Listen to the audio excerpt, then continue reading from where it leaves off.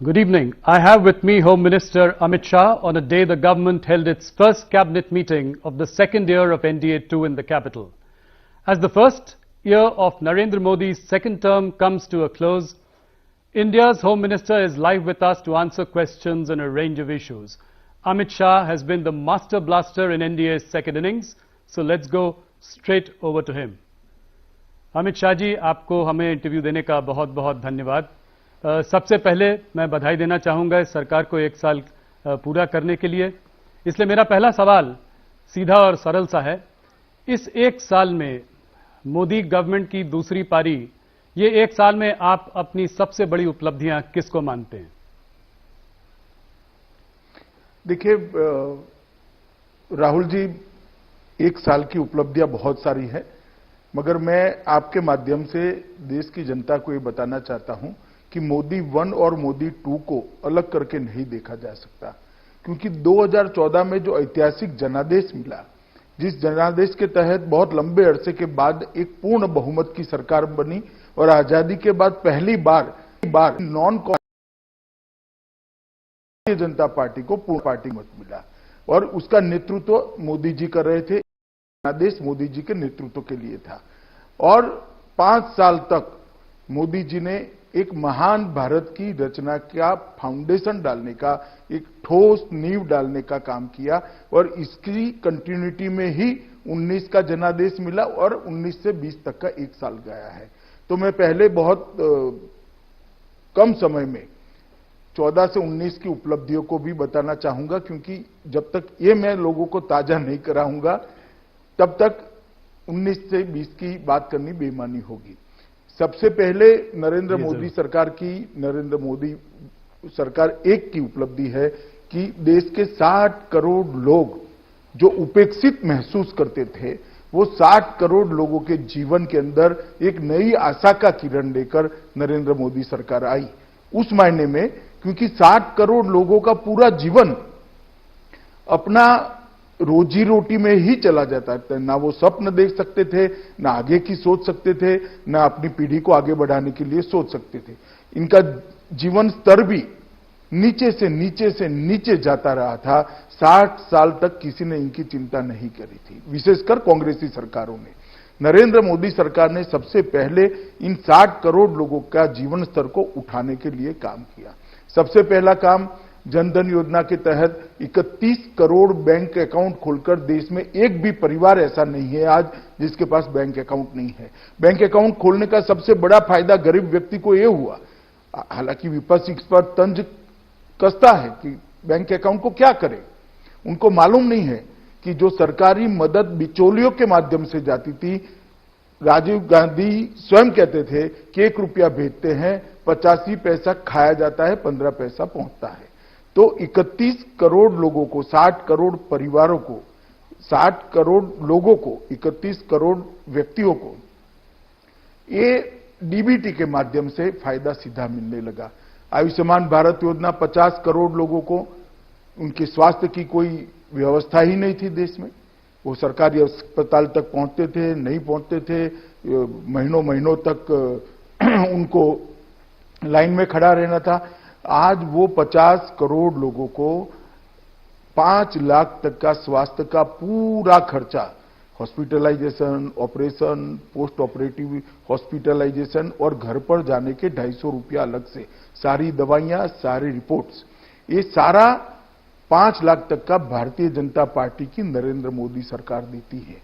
और 1 करोड़ लोग, राहुल जी, 1 करोड़ लोग इसका फायदा उठा पाए हैं। मैं मानता हूं कि इनके जीवन के अंदर एक नई शुरुआत, 1 करोड़ लोगों के ऑपरेशंस और छोटी मोटी बीमारियां, बड़ी से बड़ी बीमारियां भी इसके तहत आज अच्छे होकर वो अपने जीवन को नई दृष्टि से देख रहे हैं। उज्ज्वला योजना के तहत 8 करोड़ गरीब परिवारों को गैस का सिलेंडर दिया गया, उनके घर को धुएं से मुक्त किया गया। 2.5 करोड़ लोगों के घर में जो अंधेरा था, बिजली कभी 60 साल के 70 साल की आजादी तक देखी नहीं थी, वो 2.5 करोड़ लोगों के घर में बिजली के कनेक्शन भेजे गए। स्वच्छ भारत अभियान के तहत 10 करोड़ शौचालय बनाए गए। प्रधानमंत्री आवास योजना के तहत 2.5 करोड़ घर दिया और 5 करोड़ लोगों को घर देने का अलॉटमेंट कर दिया है, जिसकी प्रोसेस चल रही है। इसके साथ साथ देश की सुरक्षा, सीमाओं की सुरक्षा को भी मोदी वन में सुनिश्चित कर दिया गया। एयर स्ट्राइक और सर्जिकल स्ट्राइक ने सिद्ध कर दिया कि भारत की सीमाओं के साथ कोई छेड़खानी नहीं कर सकता। और इतनी फर्म रक्षा नीति आजादी के बाद पहली बार मोदी जी के नेतृत्व में पूरी दुनिया के सामने आई। पहले कहते थे कि अमेरिका और इजरायली, ये दो देश ही अपनी सीमाओं की सुरक्षा के लिए गंभीर है, मगर अब वो दो देशों की सूची में हमारा देश भी शुमार है। वन रैंक वन पेंशन, इसका लोगों तक, सभी सेनानियों तक, रिटायर्ड और अभी जो सेवारत है, सभी तक पहुंचाकर उनके परिवारों की पहली बार चिंता करने का किसी प्रधानमंत्री ने साहस किया। जीएसटी के माध्यम से पूरे देश को एक कर के खाके के नीचे लाने का काम भारतीय जनता पार्टी की नरेंद्र मोदी सरकार किया। ढेर सारे आर्थिक सुधार, रिफॉर्म, ईज ऑफ डूइंग में विश्व में तालिका में अपना नंबर ऊपर ऊपर ऊपर जाता रहा। ढेर सारे आर्थिक सुधार किए गए। 1.5 गुना लागत से 1.5 गुना एमएसपी का स्वप्न किसान कभी देख नहीं पाता था, हमने उसको वास्तविकता में परिवर्तित किया। ओबीसी आयोग को संवैधानिक दर्जा देकर हमने 70 साल से पिछड़ा वर्ग के करोड़ों लोग जो अपने आप को संवैधानिक दर्जा न मिलने से अपमानित महसूस करते थे, उनको संवैधानिक दर्जा दिया। और गरीब सवर्णों को भी आजादी के बाद पहली बार नौकरी एवं शिक्षा दोनों जगह पे 10% आरक्षण देने का काम किया। और इस सब का असर ये आया कि पहली बार पूर्ण बहुमत की दूसरी भारतीय जनता पार्टी की सरकार बनी और ज्यादा सीटों के साथ बनी।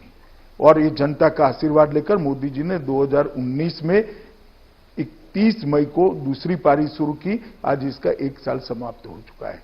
दूसरी पारी शुरू होते ही जो गरीब कल्याण का, अंत्योदय का एक यज्ञ नरेंद्र मोदी जी ने शुरू किया था, इसके अंदर नए जल शक्ति मंत्रालय का निर्माण कर एक और चीज जोड़ी। घर दिया था, बिजली दी थी, शौचालय दिया था, गैस दिया था, उनको बैंक अकाउंट दिया था। और अब जल शक्ति मंत्रालय का निर्माण कर जल जीवन मिशन के माध्यम से देश के 25 करोड़ घरों के अंदर शुद्ध पीने का पानी पाइप से देने की योजना लेकर आए हैं। राहुल जी, अकेली योजना अपने आप में 1 साल की उपलब्धि के लिए बहुत बड़ी बात है। शायद दुनिया का कोई देश, कोई नेता इतना बड़ा साहस नहीं कर सकता। पीएम किसान सम्मान निधि के तहत लगभग 9.5 करोड़ किसानों को अब तक उनके खाते में सीधा 72,000 करोड़ रुपया हमने भेज दिए। राहुल जी जब प्रचार में निकले थे तो कहते थे किसानों के ऋण माफ करो। मैं उनको पूछना चाहता हूं, 10 साल आपकी सरकार रही, 10 साल में 3.5 करोड़ किसानों का 60,000 करोड़ माफ किया था आपने? हमने 9.5 करोड़ किसानों के खाते में अब तक 72,000 करोड़ रुपया डाल दिया है और ये 5 साल तक चलने वाला है। किसान, मजदूर, छोटे व्यापारी, असंगठित क्षेत्र के श्रमिकों को पेंशन की सुविधा करी, ये पहली बार की गई है। व्यापारी कल्याण बोर्ड का निर्णय कर हर व्यापारी को अपने भविष्य को उज्जवल बनाने का एक रास्ता हमने प्रशस्त किया। दशकों से तीनों सेनाओं के बीच में कोऑर्डिनेशन के लिए चीफ ऑफ डिफेंस स्टाफ की मांग बहुत सारी कमिटियों ने भी करी, बहुत सारे एक्सपर्ट भी कहते थे। और दुनिया भर की रक्षा की अलग अलग रणनीतियों का अभ्यास करते हैं तो सीडीएस बहुत महत्वपूर्ण था। भारत जैसे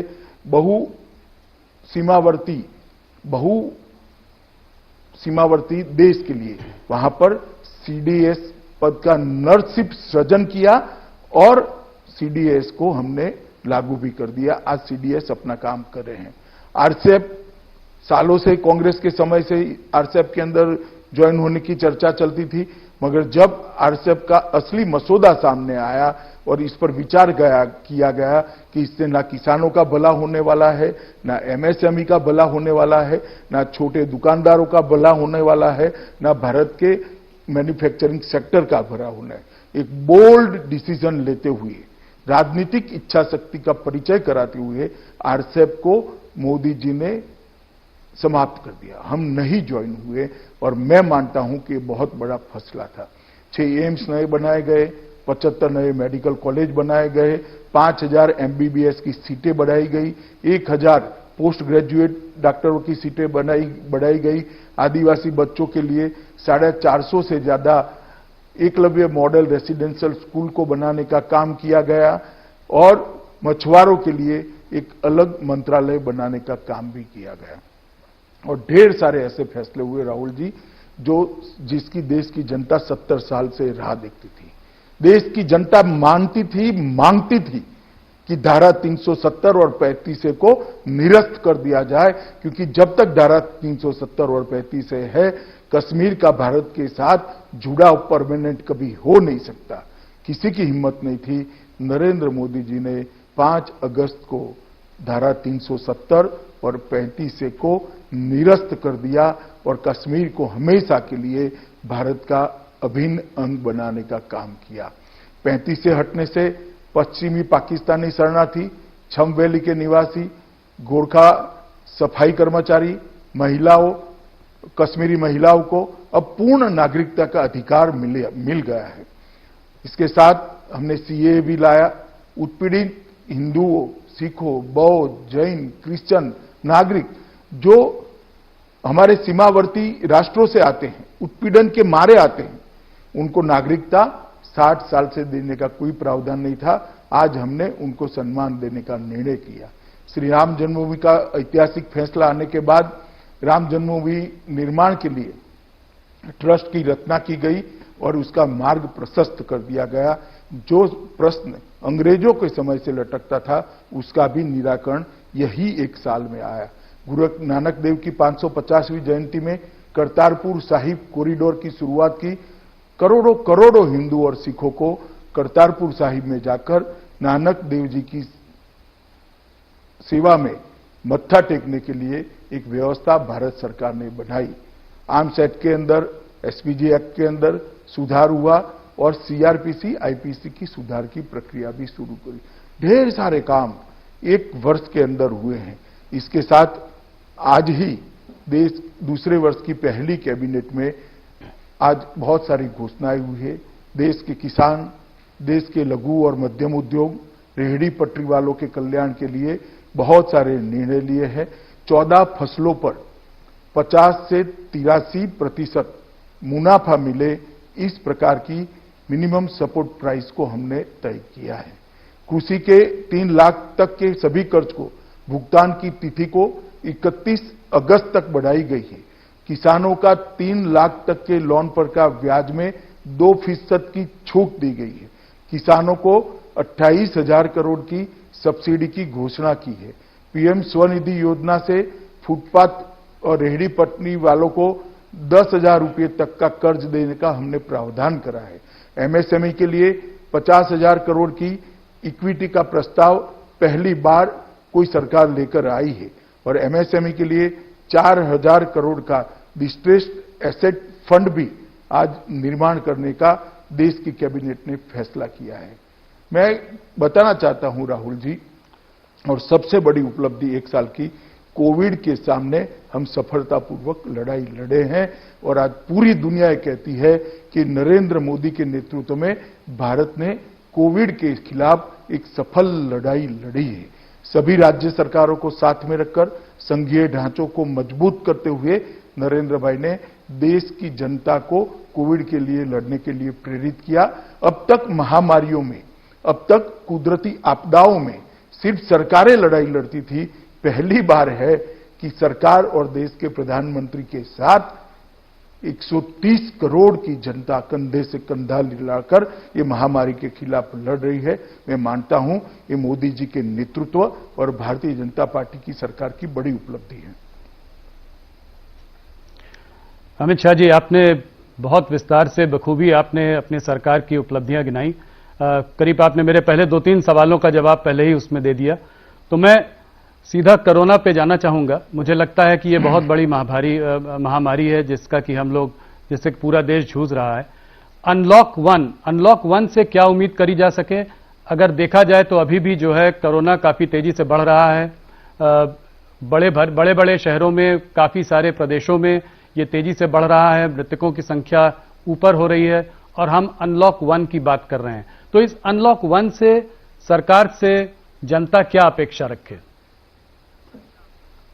देखिए, ऐसे आइसोलेशन में मुझे लगता है मैं जवाब दूंगा तो जनता को समझने के लिए थोड़ी तकलीफ आएगी।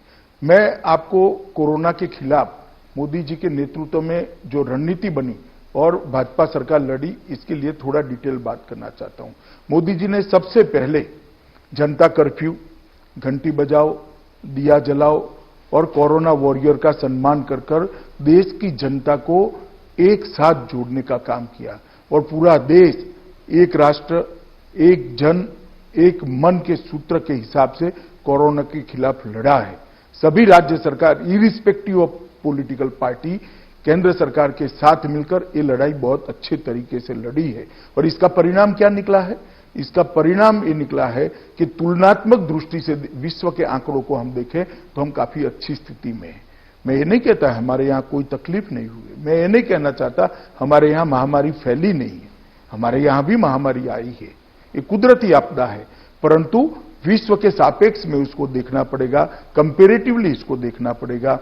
मैं आज आपको बताना चाहता हूं कि प्रति लाख आबादी भारत में 12.6 लोग कोरोना से प्रभावित है और विश्व की औसत, राहुल जी, 77.6 लोग हैं विश्व की औसत, इससे बहुत कम है। अमेरिका में प्रति लाख आबादी 542 लोग हैं, जर्मनी में प्रति लाख आबादी 217 लोग हैं और ब्राजील में प्रति लाख आबादी 195 लोग हैं। ये आंकड़े बताते हैं कहां 542 और कहां 1206, कहां 195, कहां 12.6, कहां 217, कहां 12.6। ये सारे विकसित देशों की तुलना में भी हम बहुत अच्छे से इसको कंटेन कर पाए हैं। ये वास्तविकता है और ये आंकड़े पूरे देश के पंडित स्वीकार करते हैं। देश में रिकवरी की दर 25 मार्च को 7.10% थी, अब रिकवरी की दर बढ़कर 42.7% हो गई। मैं कल के आंकड़े दे रहा हूं।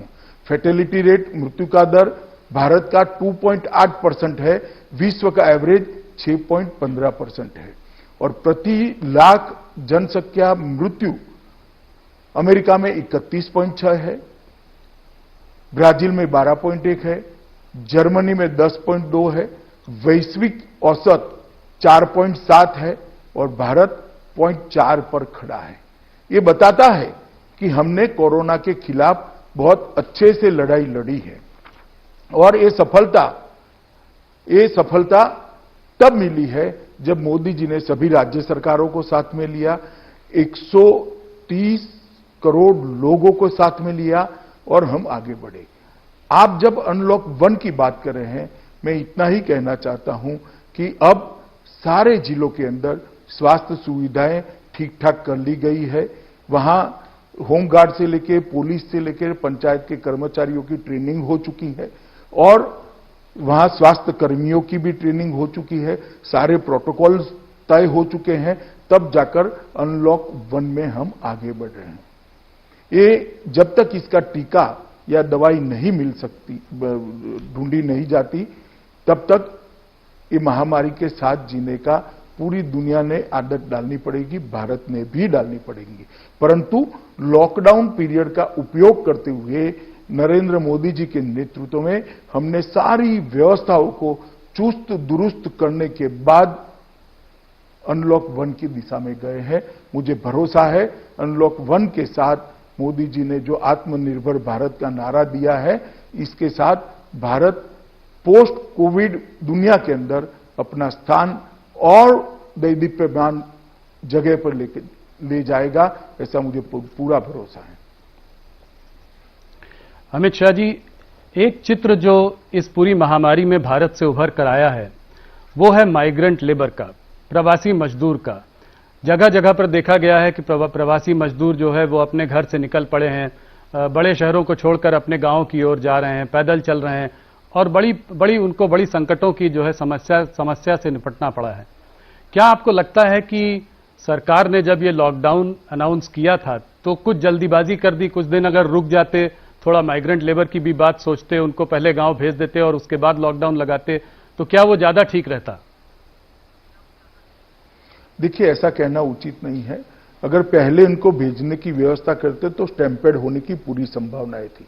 गांवों में अभी स्वास्थ्य सेवाएं तैयार भी नहीं हुई थी, राज्य भी उनको लेने के लिए तैयार नहीं हुए थे। उस वक्त हमारी क्वारंटाइन करने की व्यवस्था भी ठीक नहीं थी और टेस्टिंग व्यवस्था भी अभी बन रही थी हमारे देश की, और ये सारा 2 महीने के अंदर हमने तैयार किया। और मैं जहां तक प्रवासी मजदूरों का सवाल है, आपको कहना चाहता हूं, जिस दिन से लॉकडाउन आया, राज्य सरकारों ने कैंप लगाए हैं, उनकी भोजन की व्यवस्था करी है, और केंद्र सरकार ने 11,000 करोड़ रुपया एसडीआरएफ फंड के तहत, एनडीआरएफ फंड के तहत राज्यों को दिया है, जिसके माध्यम से कलेक्टर एक कैंप लगाकर सभी प्रवासी मजदूरों को भोजन करा सकें। और 1 मई से हमने ट्रेनें भी शुरू कर दी। उसके पहले 20 अप्रैल से बस सेवा शुरू करी, और बस सेवा के माध्यम से लगभग 41 लाख श्रमिक आसपास के राज्यों में भेजे। जैसे गुजरात से राजस्थान जाना है, महाराष्ट्र से गुजरात जाना है, आंध्र से तेलंगाना जाना है, तेलंगाना से केरल जाना है, कर्नाटक से केरल जाना है। इस प्रकार के नजदीक के राज्यों के अंदर जो श्रमिक प्रवासी मजदूर जाना चाहते थे, उनको बसों के माध्यम से लगभग 41 लाख लोगों को पहुंचाया गया, और सारे के सारे श्रमिक 41 लाख श्रमिक सरकारी खर्चे से पहुंचे हैं। 1 मई से श्रमिक ट्रेन चालू कर दी गई। लगभग 4,100 से ज्यादा श्रमिक ट्रेन अब तक चल चुकी है, और 55 लाख 55 लाख श्रमिक मजदूर अपने गंतव्य स्थान पर पहुंचे हैं।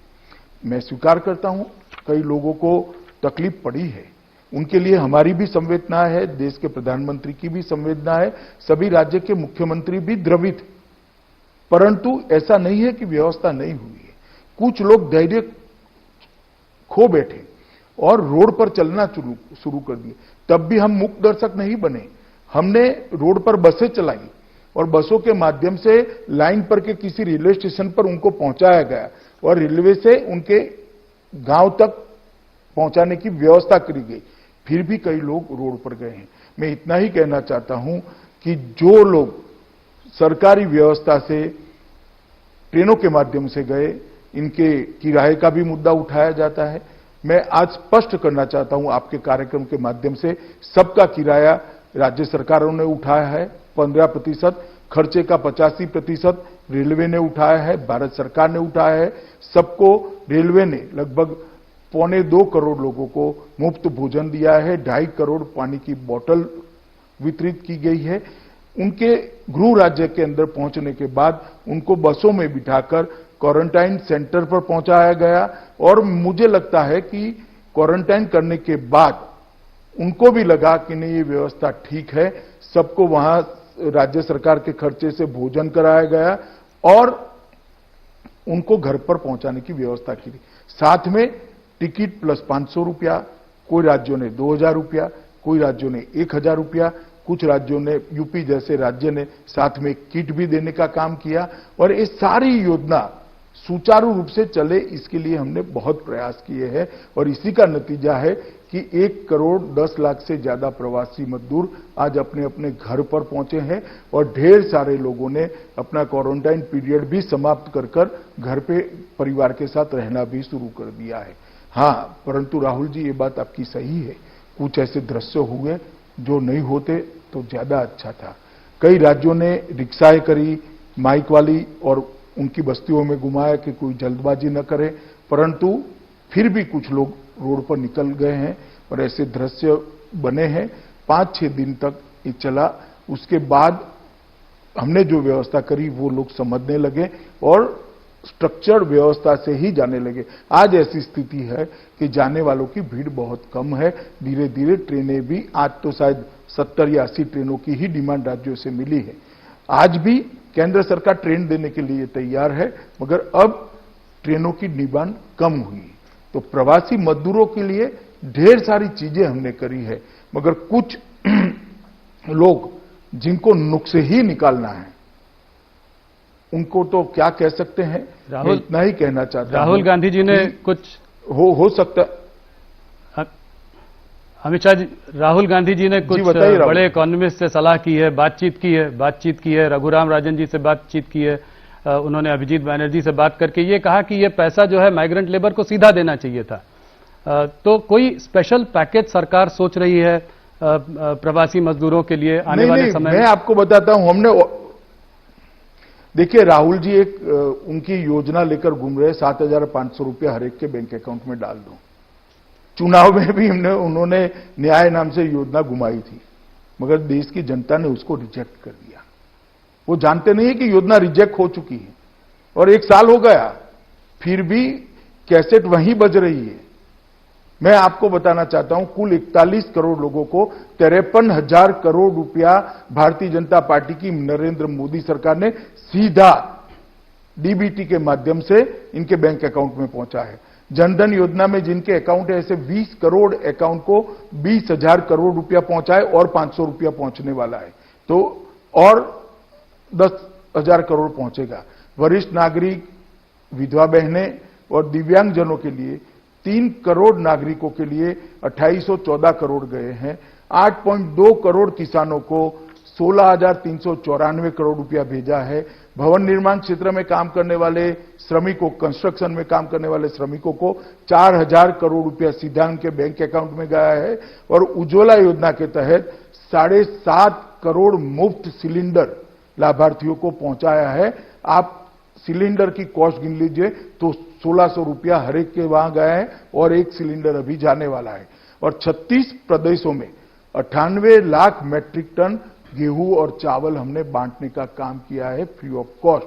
और अरहर दाल लगभग 4.5 लाख मैट्रिक टन अरहर दाल सभी राज्यों में भेजी है और लगभग 2 लाख मैट्रिक टन से ज्यादा वितरण भी हो चुका है।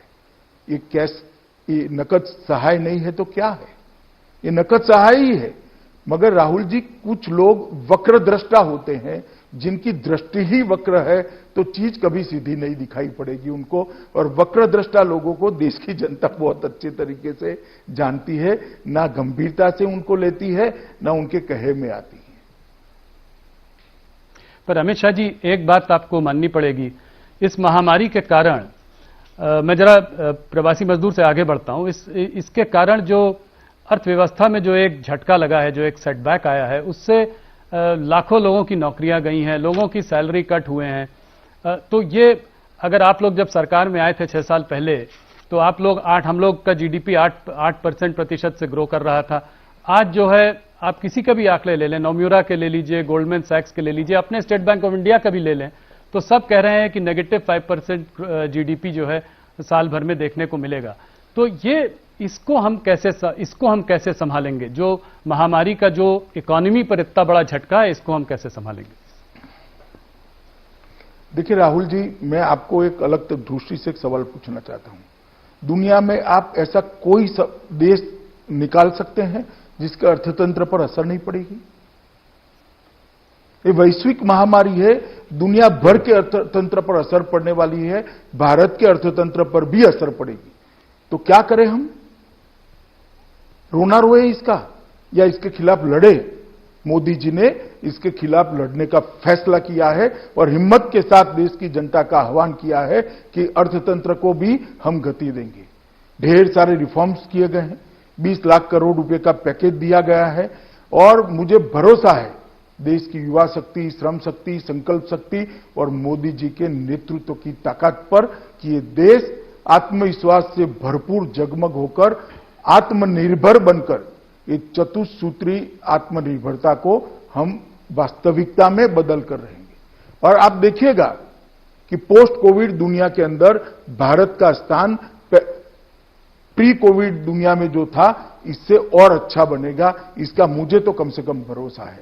जो नेगेटिव सोचने वाले लोग हैं, जो लोग वक्रदृष्टा है, उनके लिए रोना रोना एक विषय हो सकता है, मगर मोदी जी इस आपदा को भी अवसर में बदलने के लिए कृत संकल्प है और मुझे भरोसा है मेरे नेता पर, उनके नेतृत्व में, उनको बताए हुए रास्ते पर ये देश आगे बढ़ेगा। अमित शाह जी, थोड़ा सा आत्मनिर्भर भारत पर जो प्रधानमंत्री ने जो बात की है, उस पर जरा आपसे थोड़ा जानना चाहूंगा जो बात हो रही है वोकल फॉर लोकल, तो इसको आप कैसे समझाएंगे हमारे दर्शकों को? लोगों का यह भी मानना है कि कहीं ऐसा तो नहीं कि हम लोग आइसोलेशनिस्ट होते जा रहे हैं, इंडिया वर्ल्ड से डीकपल हो जाएगा क्योंकि हम लोग बात कर रहे हैं कि जो इंडिया में बने सामान उसी को आप कंज्यूम करें, उसी को लें। और कहीं जो हमने 1991 में एक लिबरलाइजेशन की पॉलिसी चालू की थी जिससे इंडिया को हम देश के संग जोड़ना चाह रहे थे, ग्लोबलाइजेशन की एक बात थी, कहीं इससे हम पीछे तो नहीं जा रहे हैं? इसको आप कैसे समझाएंगे? देखिए, जरा भी पीछे नहीं जाएंगे। 130 करोड़ की आबादी हमारी शक्ति है। क्या हमारे अर्थतंत्र को मजबूत करने के लिए इसका उपयोग नहीं करना चाहिए? मैं तो अपील करना चाहता हूं हर भारतीय को कि एक निश्चय कर लीजिए कि हर भारतीय भारत में बनी हुई चीजों का ही उपयोग करेगा।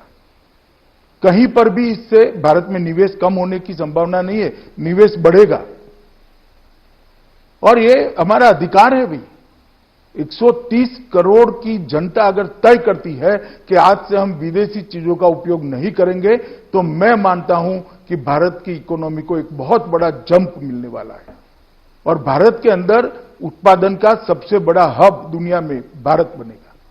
और मुझे भरोसा है कि इससे हमारी इकोनॉमी कभी भी वीक नहीं हो सकती, ना हम आइसोलेशन में आ सकते हैं, क्योंकि पूरी दुनिया को भारत के 130 करोड़ के मार्केट की जरूरत है। हम अपने 130 करोड़ जनता के मार्केट की जो क्षमता है, इसकी ताकत है, इसको एक बार पहचान लेते हैं और भारत को अगर मैन्युफैक्चरिंग का हब बनाते हैं तो मुझे भरोसा है कि हमारे अर्थतंत्र को एक नई गति मिलेगी। देखिए, निराशा से जीने वाले लोगों के लिए कभी रास्ते नहीं मिलते हैं। आशा से, मेहनत से और रणनीति बनाकर जो लोग अपना रास्ता प्रशस्त करते हैं, ईश्वर भी उनके साथ रहता है, दुनिया भी उनके साथ रहती है। अमित जी, हमारे वहां अगर देखा जाए हमारे देश में तो तमाम चीजें हैं जो made in China, made in Taiwan, made in Sri Lanka से आती है। कपड़े हों, खिलौने हों, तमाम चीजें, इलेक्ट्रॉनिक गुड्स हैं, उनके पार्ट्स भी चाइना से आते हैं। तो कहीं ये हमारा निशाना चाइना पर तो नहीं है? देखिए, हम कह रहे हैं कि भारत में बनी हुई चीजों का उपयोग करें, और मुझे लगता है हमारा अधिकार है। कम से कम राहुल इतना कह दे कि मैं करूंगा तो एक व्यक्ति तो जुड़ जाएगा आंदोलन से। ढेर सारे लोग जुड़े हैं, आप जुड़ जाइए आज से, ऐसा मैं आपको अपील करना चाहता हूं। ये जो हमारा पैकेज है, ये पैकेज के अंदर 1,70,000 करोड़ का त्वरित लाभ भी दिया है। उनको एक कोविड महामारी के कारण जो नुकसान हुआ है, हमारे छोटे उद्यमी हैं, ट्रेडर्स हैं, किसान हैं, श्रमिक मजदूर है, इनको बैठा करने के लिए भी व्यवस्था है। इनके वर्किंग कैपिटल की व्यवस्था की है, जिसकी गारंटी भारत सरकार ने ली है। आज पहली बार एमएसएमई के वर्किंग कैपिटल की गारंटी भारत सरकार ने ली है और डिस्कॉम के लिए 90,000 करोड़ रुपए का एक पैकेज दिया है। एमएसएमई के लिए 3 लाख करोड़ का पैकेज दिया है। और तीसरा जो रिफॉर्म्स करे हैं, ये रिफॉर्म्स से हम लॉन्ग टर्म हमारे भारत को मैन्युफैक्चरिंग हब बनाने की एक नींव डालने का काम करेंगे। मैं मानता हूं कि मोदी जी की इस रणनीति को, जिन्होंने 6 दशकों तक अपने परिवार के लिए ही सोचा है और सत्ता का सुख ही सिर्फ भोगा है, वो परिवार ये रणनीति को नहीं समझ सकता, क्योंकि इनके पास बहुत मौके देश की जनता ने दिए। देश वहां का वहां रहेगा, परिवार मजबूत होता गया। अब समय आया है, नेतृत्व ऐसा आया है जो देश को मजबूत करना चाहता है और देश की जनता इसके साथ है। अमित शाह जी, मैं जरा चाइना की ओर मुड़ता हूं। चाइना से जो हम लोगों को जो मैसेज आ रहा है वो थोड़ा गंभीर दिखाई देता है। चाइना ने अभी जो हाल में हांगकांग के संग और ताइवान के संग भी करने की कोशिश की है, इससे उनका इंटेंट साफ नजर आता है। भारत में आप इस प्रॉब्लम को कितनी गंभीरता से देखते हैं? क्या चाइना सच में एक घुसपैठी की तरह अंदर घुस आया है? और लाइन ऑफ एलएसी की जो बात है उसमें आपको कितनी गंभीरता से इस इशू को आप ले रहे हैं? देखिए, एलएसी की सवाल को कोई राष्ट्र, कोई सार्वभौम राष्ट्र हल्के से नहीं ले सकता। अभी सेना के स्तर पर और डिप्लोमेटिक स्तर पर बातचीत चालू है, मगर मैं एक बात आपको कह देता हूं, नरेंद्र मोदी सरकार हमारी सीमाओं और हमारे सार्वभौमत्व के साथ एक किंचित मात्र भी समझौता नहीं करेगी। हम इसके रक्षा के लिए अडिग खड़े रहेंगे। क्या आप चाइना से आप डिसअपॉइंटेड हैं? क्योंकि चाइना से बातचीत पिछले कुछ सालों से चल रही है। 2 बार प्रधानमंत्री मोदी जी की भी बात हो चुकी है। मेहमान नवाजी में कोई कमी नहीं रही है। फिर इस तरह का उनका रवैया क्यों? देखिए, मैंने कहा ना, अभी डिप्लोमेटिक स्तर पर और सेना के स्तर पर, दोनों स्तर पर बातचीत हो रही, मगर किसी से हमें डिसअपॉइंट होने की जरूरत नहीं है। हमारी नीति अफर है, अडिग है कि हमारी सीमाओं का ना कोई उल्लंघन कर सकता है, ना हमारे सार्वभौमत्व पर कोई सवालिया निशान लगा सकता है। इसके साथ कोई कॉम्प्रोमाइज नहीं होगा। और डिसअपॉइंटमेंट तो तब होता है जब विफलता मिलती है। विफलता मिलने की कोई संभावना नहीं। मैं पाकिस्तान की ओर भी जरा सा देखना चाहूंगा। इमरान खान के ट्वीट इधर बीच जो आए हैं, हिंदुत्व सुप्रीमेसिस्ट मोदी बोला है, और बोला है कि Pakistan is threatened with false flag operation. इस बात को आप कैसे देखते हैं? और आप ये कैसे देखते हैं कि नेपाल, चाइना और पाकिस्तान तीनों ही इस वक्त भारत के विरोध में है? देखिए, अभी सब अपने अपने यहां कोरोना के संकट में हैं, मगर आप एक बात मैंने आगे जो कहा वो समझ लीजिए। हमारी सीमाओं की सुरक्षा के लिए ये सरकार कृतनिश्चयी है, और जहां तक फॉल्स फ्लैग ऑपरेशन का सवाल है, हमने कभी किसी की सीमाओं का उल्लंघन नहीं किया है। मगर किसी ने हमारी सीमाओं का सम्मान नहीं किया, हमारी सेनाओं का सम्मान नहीं किया, तो उसको सबक सिखाने से भी हम पीछे नहीं हटे हैं, चाहे सर्जिकल स्ट्राइक हो या एयर स्ट्राइक हो। ये हमारा रिकॉर्ड दुनिया के सामने अब प्रस्थापित हो चुका है, और हमारी रक्षा नीति भी अब व्याख्यायित हो चुकी है। कोरोना के मामले में अमित जी, पॉलिटिकल गर्मी भी बहुत है, ये पॉलिटिकल मुद्दा भी अपने आप में बन चुका है। सबसे पहले मैं आपसे ये जानना चाहूंगा कि ये कोरोना वायरस के स्प्रेड में आप तबलीगी जमात का कितना बड़ा हाथ मानते हैं, और मौलाना साद कहां हैं, ये कहां हैं, और इनको हम लोग ढूंढ क्यों नहीं पा रहे हैं?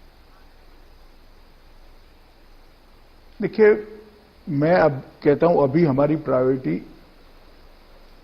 कोरोना के खिलाफ लड़ाई है, और जिन्होंने भी कानून को तोड़ा है, जिन्होंने भी देश के नियमों को तोड़ा है, वो किसी को हम बख्शेंगे नहीं। मैं देश की जनता को आश्वस्त करना चाहता हूं। लोग कहते हैं कि जहां तक पूरे देश की नजर कोरोना पे थी, आप बहुत बड़ा एक रोल उस पे आप अदा कर रहे हैं। आप एमएचए पूरा एक नजर रखे हुए हैं पूरे देश में। इसके बीच में भी आप मौका नहीं चुके, और मध्य प्रदेश में आपने जो है सरकार बदल दी। ये ज्योतिरादित्य सिंधिया कू आपने कैसे किया? मैंने नहीं किया है। कांग्रेस के अंदर नेतृत्व के प्रति श्रद्धा कम होने के कारण कू हुआ है। देखिए, मध्य प्रदेश में कांग्रेस की सरकार थी, इसको बचाने की जिम्मेदारी मेरी कैसे हो सकती है? इसको बचाने की जिम्मेदारी सोनिया जी और राहुल जी की है।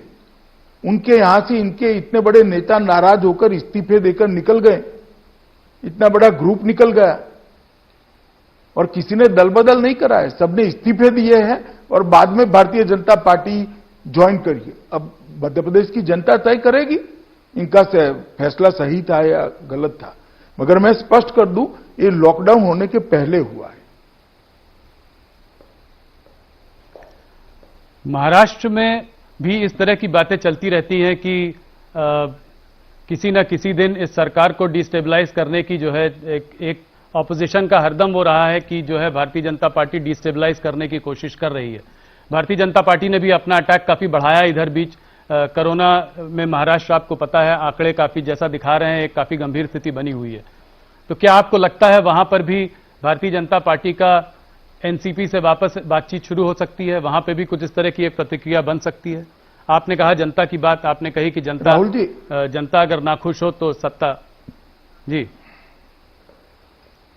राहुल जी, आप एक इतने अनुभवी जर्नलिस्ट है, मुझे एक बात बताइए, जब तक ये 3 घटक दल है महाराष्ट्र सरकार के अपने आप में और एक दूसरे के प्रति इनका भरोसा अक्षुण्ण है, सरकार कैसे टूट सकती है?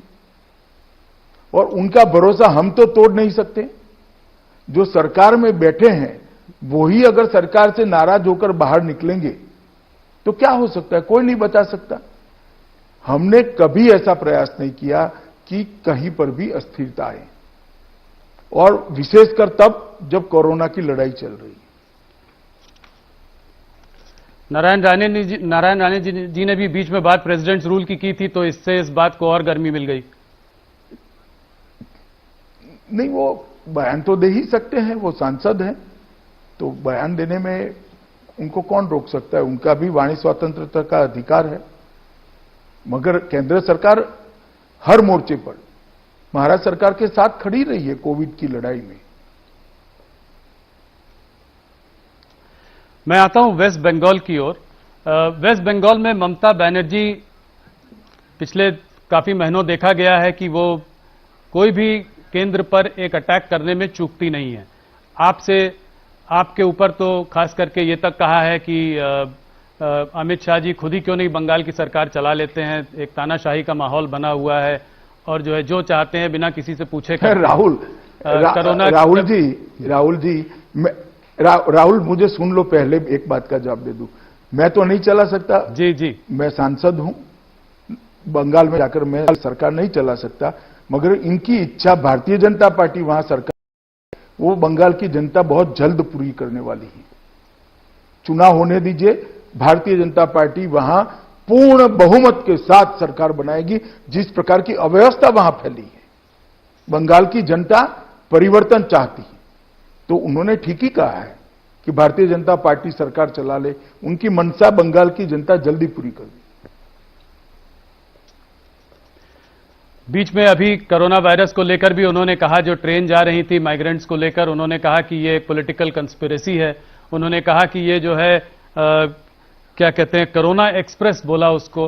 तो इस सब को आप कैसे देखते हैं? ये वेस्ट बंगाल से सेंटर की जो लड़ाई है ये बढ़ती ही जा रही है, या दरार जो है और गहरी होती जा रही है?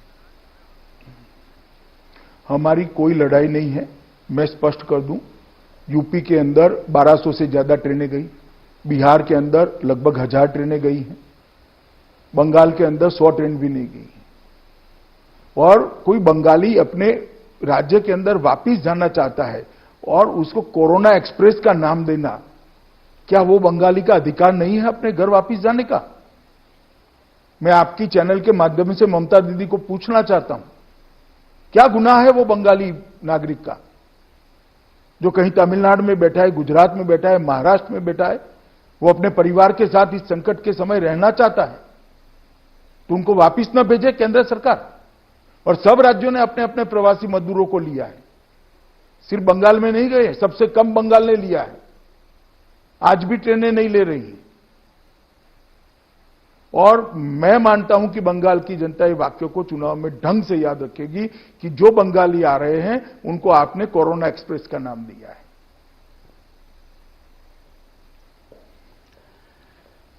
अमित शाह जी, थोड़ा बात आपके मैं गृह मंत्री होने के उस पर बात करना चाहूंगा। हम लोगों ने आपसे बहुत सालों बात किया है एक भारतीय जनता पार्टी के अध्यक्ष की तरह।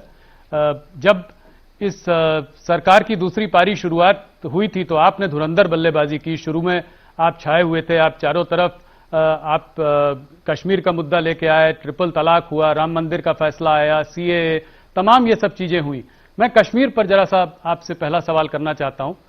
क्या आपको संतोष है कश्मीर में जो हुआ, जो आप चाह रहे थे वो कर पाए? आज भी मैं देख रहा था कि टीआरएफ टेरर ग्रुप ने कहा है कि वो आउटसाइडर्स को वहां पर एकदम जो है आने नहीं देंगे। और मुझे ये भी याद है कि मुझे आपने एक बार झारखंड का जब चुनाव चल रहा था तब मैं आपसे मिलने आया था वहां पे, तो आपने मुझसे कहा था जिसको जाकर वहां रहना है जाके हर कश्मीरी आराम से रह सकता है, और ये मेरा वादा है और मेरा दावा है कि उसको कुछ नहीं होगा। तो इसको आप कैसे देखते हैं? आज कश्मीर की हालत कैसी है? कश्मीर की हालत एकदम ठीक है। 2014 से लेकर 2020 तक और 370 निरस्त करने के बाद भी आतंकवाद के आंकड़े देखिए, 90 से आज तक सबसे कम आतंकवाद के आंकड़े हैं। और इसके पहले भी श्री राजनाथ सिंह जी जब गृह मंत्री थे, कश्मीर के अंदर भारत सरकार ने अपना बहुत अच्छा परफॉर्मेंस किया था और आतंकवाद को कंट्रोल में लिया था, और आज भी है।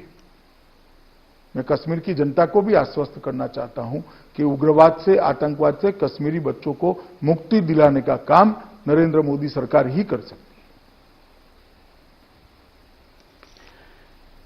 अमित शाह जी, सीएए पे थोड़ी सी बात करना चाहूंगा। सीए लाने के बाद तमाम प्रोटेस्ट हुए, देश भर में प्रोटेस्ट हुए, दिल्ली में तो बहुत बड़े दंगे भी हुए, काफी लोग मारे भी गए। इसको आप कैसे देखते हैं? क्या सरकार की तरफ से कोई कमी रह गई कम्युनिकेट करने में कि आप क्या करना चाह रहे थे, या आप इसको कोई साजिश के उस पर देखते हैं कि कोई एक साजिश थी कि इसको डिरेल किया जाए? देखिए, इसको जानबूझकर लोगों के बीच में भ्रांति पैदा कर दी गई कि सीएए से इस देश के मुसलमानों की नागरिकता जाने वाली है। मैं आज भी आपके चैनल के माध्यम से देश भर के मुसलमान भाइयों बहनों को कहना चाहता हूं कि सीएए के अंदर एक भी प्रोविजन ऐसा नहीं है जो किसी की भी नागरिकता ले ले। मैंने जब राज्यसभा में भाषण किया तो कपिल सिब्बल, श्री आनंद शर्मा और गुलाम नबी आजाद ने भी इसको स्वीकार किया कि हम नहीं कहते नागरिकता जाएगी। तो फिर भाई आपकी पार्टी की अध्यक्षा रामलीला मैदान में क्यों ऐसा बोल रही है कि आपके अस्तित्व की लड़ाई है, रोड पर आ जाइए? क्यों लोगों को उकसा रहे हो भाई काम का? मगर ये लंबा नहीं चलता है। हमने भी कम्युनिकेशन किया है, हमने भी बातों को रखी है, संसद में भी इस पर कई बार चर्चा हुई है, और धीरे धीरे बात नीचे तक परकोलट हुई है कि इसको गलत तरीके से लोगों के सामने रखा गया है। दिल्ली रायट्स, दिल्ली में जो रायट्स हुए उसकी जांच की रिपोर्ट कब तक उम्मीद की जा सकती है, और उसमें क्या होगा? क्या एक्शन लिया जाएगा उनके खिलाफ जिन्होंने दंगों को भड़काया है? जरूर लिया जाएगा, कठोर से कठोर कदम उठाए जाएंगे। हमने षड्यंत्र का भी एक एफआईआर बनाया है जिसके तहत जांच चल रही है, और मैं आपको सुनिश्चित कर देश की जनता को और दिल्ली की जनता को विशेषकर ये कहना चाहता हूं कि अब तक के सभी राइट्स में सबसे ज्यादा कठोर कदम इसी राइट्स के अंदर उठाए जाएंगे, और सजाएं भी होगी इरिस्पेक्टिव ऑफ किसने क्या किया है, कितना बड़ा आदमी है, वो कुछ नहीं देखा जाएगा। जिसने राइट्स करे हैं, जो राइट्स के लिए जिम्मेदार है, उनको सजा दी जाएगी, और बहुत अच्छे तरीके से दिल्ली पुलिस इन्वेस्टिगेट करेगी। तो आप कह रहे हैं कि बड़े बड़े नेता भी इसके घेरे में आएंगे? मैंने नेता शब्द प्रयोग नहीं किया। कोई भी बड़ा आदमी हो, मगर राइट्स के लिए अगर जिम्मेदार है तो वो जरूर सजा प्राप्त करेगा। अमित शाह जी, एक सीधा सवाल आपसे करना चाहता हूं, क्या आपकी सरकार एनआरसी के लिए भी कटिबद्ध है? देखिए, मैंने सीए के वक्त प्रेस कॉन्फ्रेंस कर कहा था कि अभी सीए लेकर आए हैं, एनआरसी जब लाएंगे तब इस पर चर्चा करेंगे, और अभी सीए के लिए जो भ्रांति फैलाई गई है उसको हम ढंग से इस देश की माइनॉरिटी को बताना चाहते हैं। क्या आपको लगता है कि आपने पहले 6 महीने में इस सरकार के एक के बाद एक इतने सारे कदम उठाए कि शायद ये सब साथ में देखा जाए तो हो सकता है कि माइनॉरिटी कम्युनिटी को थोड़ा सा लगा हो कि इसमें कुछ खतरा लगा हो और कम्युनिकेशन उतना अच्छा न हो पाया हो? क्या आप इस बात से सहमत हैं? देखिए, ये सारे फैसले 70 साल पहले लेने जैसे थे। बहुत देर हो चुकी थी, और मैं मानता हूं उचित समय पर ये निर्णय लिया गया है। अमित शाह जी, हमारे दर्शक ये भी जानना चाहेंगे कि आपकी पाकिस्तान ऑक्यूपाइड कश्मीर पर क्या प्रतिक्रिया रहेगी। अब वहां के शहरों का, मौसम का जानकारी भी हमने देनी शुरू कर दी है दूरदर्शन में, तो अगला स्टेप क्या होगा? देखिए, मेरे समेत, राहुल के समेत, मतलब आपके समेत सभी लोग मानते हैं कि पाक ऑक्यूपाइड कश्मीर भारत का है, और मैंने पार्लियामेंट में भी कहा है कि पाक ऑक्यूपाइड कश्मीर भारत का हिस्सा है, और इसमें हम कोई कॉम्प्रोमाइज नहीं करेंगे। और जहां तक रणनीति का सवाल है राहुल जी, इस प्रकार के मसलों की रणनीति प्रेस इंटरव्यू में नहीं बताई जाती। नहीं, रणनीति मत बताइए, जानना ये चाह रहे थे कि आपका कमिटमेंट मैंने कहा क्या ना, है भारत का पाकिस्तान हिस्सा है। occupied कश्मीर क्यों? जी, हमारा कमिटमेंट ही है कि ये भारत का हिस्सा है। मैंने आपको बहुत बार इंटरव्यू किया है पहले, आज काफी दिनों बाद इंटरव्यू कर रहा हूं। 1 साल आपने गृह मंत्री की तरह बिताया है। एक मेरा ऑब्जर्वेशन है, मुझे लगता है कि अमित शाह अब थोड़ा मेलो डाउन हो गए हैं। जब आप अध्यक्ष थे तो आप ज्यादा अग्रेसिवली जो है हर मुद्दे पर बात करते थे। आज की बातचीत से लग रहा है कि थोड़ा समझ बूझकर और संभाल के जवाब दे रहे हैं आप। ऐसी बात है कि अभी करोड़ों लोग कोरोना महामारी से दुखी है, पीड़ित है, सबको तकलीफ पड़ी है।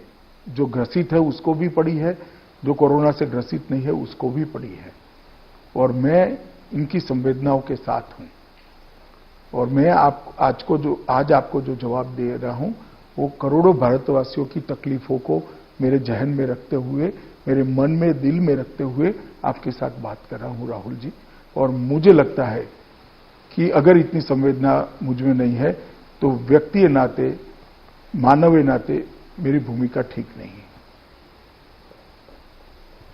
अमित शाह जी, आपने हमको इतना समय दिया, हमारे सारे सवालों का जवाब दिया, इसके लिए बहुत बहुत धन्यवाद। आप भी अपनी सेहत का ख्याल रखिए, सुरक्षित रहिए। बहुत बहुत धन्यवाद। नमस्कार। नमस्कार।